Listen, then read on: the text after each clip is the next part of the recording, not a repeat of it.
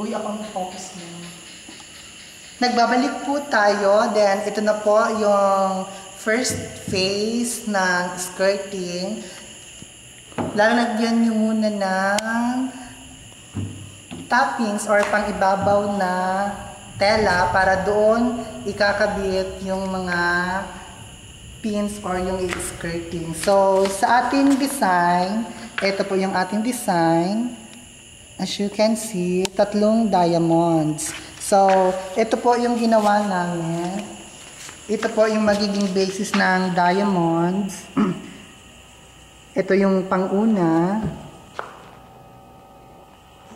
Ang secret po dito sa skirting is equal lengths para magkaroon ng perfect symmetry. Then, ito yung mga butterfly na lang dyan, as you can see. Then, ito yung pangalawa nating diamond, yung sa gitna. Then, mga butterfly uli, butterfly. Then, last, diamond. Then, dinagdagan ko po dito sa ating plano, walang diamond dito sa corner. But in the actual, linagyan po natin. So, ito, this corner.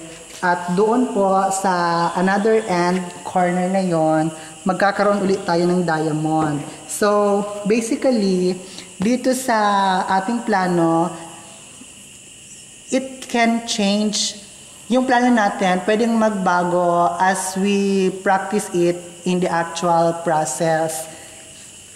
Ang kagalingan lang ng plano, at least we are already guided of what to do. Para din yung framework ng isang bahay, blueprint ng isang building, and family planning sa isang pamilya. Basically, planning. Then, yun na po. Then, magbabalik tayo, CAD.